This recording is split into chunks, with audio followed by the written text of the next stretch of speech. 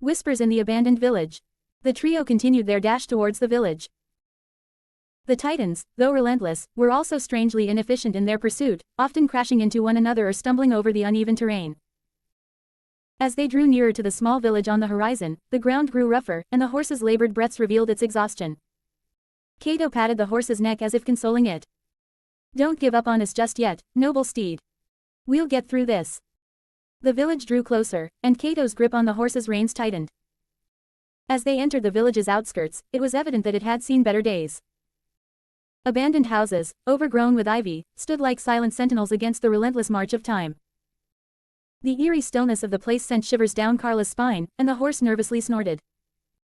Instead of taking the straight path, Kaito led them on a roundabout way to enter the village.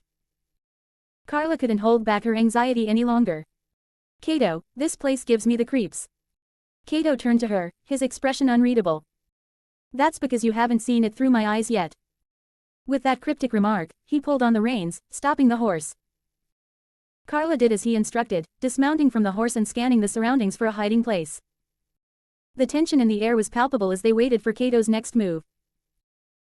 Moments later, the eerie silence of the village was shattered by an otherworldly scream, a sound that didn't seem to belong in their world. The horse reared in panic, and Carla's heart raced. "What was that?" Carla exclaimed, her voice trembling with fear. Kaito grinned, his eyes alight with an almost sinister excitement. "That, my dear Carla, was the sound of the Titans chasing us, getting a taste of their own medicine. I've just set a little trap for our pursuers." As the ground rumbled beneath them, Carla watched in amazement as several large boulders rolled down the hills surrounding the village, crashing into the pursuing Titans with tremendous force. The earth-shaking impact left the Titans disoriented and stumbling. Suddenly, the ground caved in beneath their feet, revealing a deep ditch that was big enough to bury the smaller Titans while also preventing the larger ones from climbing up anytime soon. Kaito laughed as the chaos unfolded. "I told you, Carla, life's full of surprises." "Well, not that one. It was contingency 66. Now, let's find a place to rest. We won't be seeing a Titan here for some time." As they ventured through the village searching for a house in livable condition, many questions swirled in Carla's mind, the most pressing being, who is he? Or, perhaps more accurately, what is he? The events she had witnessed, inexplicable defeat of the Titan to the strange trap he had set, defied the boundaries of human capability. Still, she refrained from asking any questions during their horse ride, concerned about his potential reaction and the fact that Kaito hadn't divulged anything about his superhuman abilities. After 15 minutes of exploration, they found a house in somewhat good condition. Eager to have some respite from the nightmarish pursuit of Titans, Carla began to dust off the dwelling as best as she could. Leaving the horse to graze freely in the vicinity, Kaito entered the house carrying the bag the horse had been laden with and collapsed onto the ground. "Ah, finally some rest," Kaito sighed, leaning back against a wall.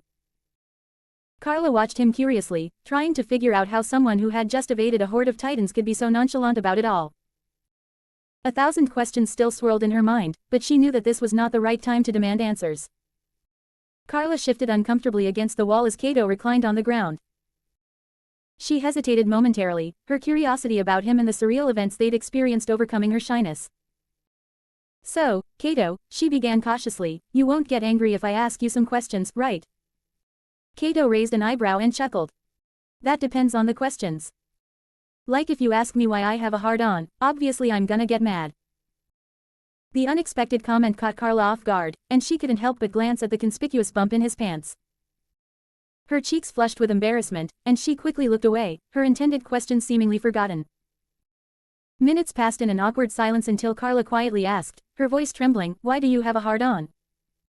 The moment the words left her mouth, Carla regretted asking such an inappropriate question. She scolded herself for her lack of self-control, but it was too late to take it back now. Kaito, who had been casually reclining, suddenly sat up, his expression mischievous. "Oh, you want to know?"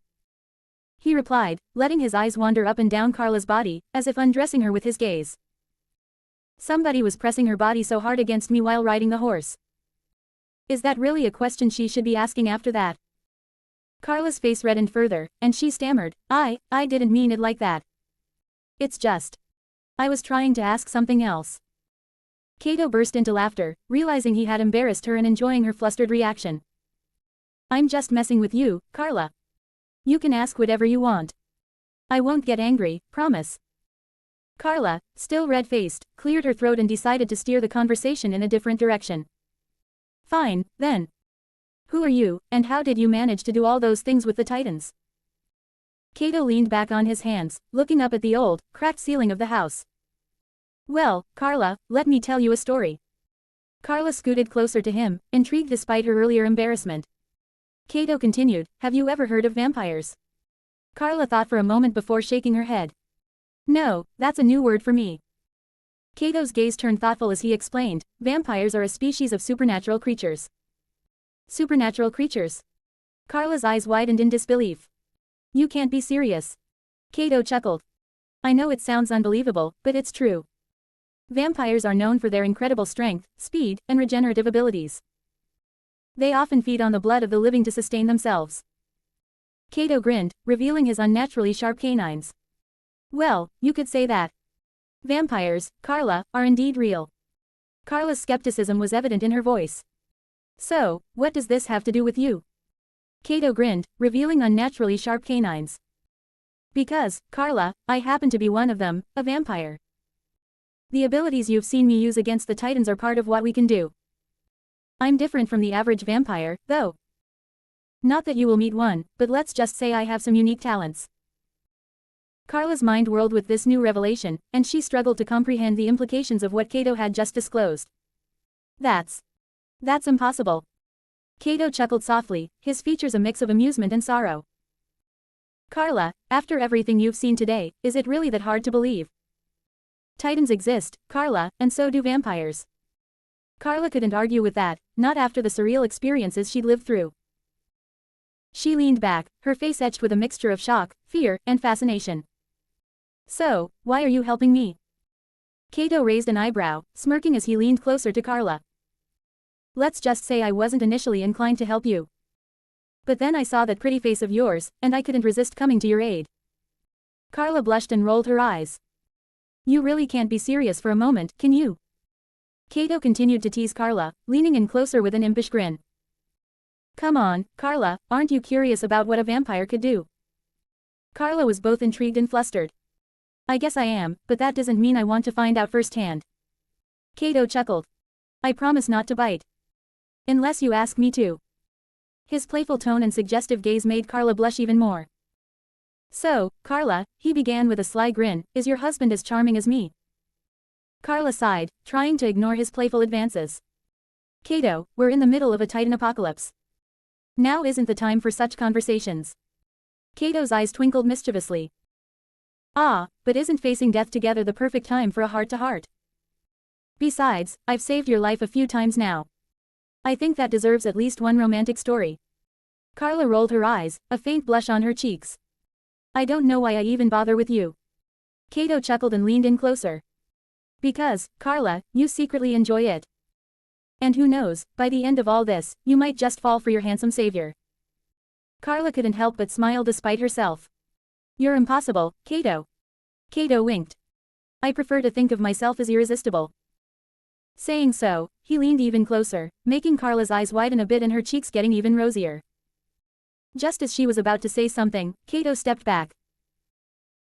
Take some rest, we will be leaving in 2 hours, and there's some food in the bag if you're hungry, he said as he walked out of doors, leaving behind Carla, whose heart was experiencing the turbulence of feelings. Scene is getting steamy. Just need a picture of that close lean though. Your comment is the motivation for my creation. Give me more motivation. NightSpectra creators' thoughts. Next chapter.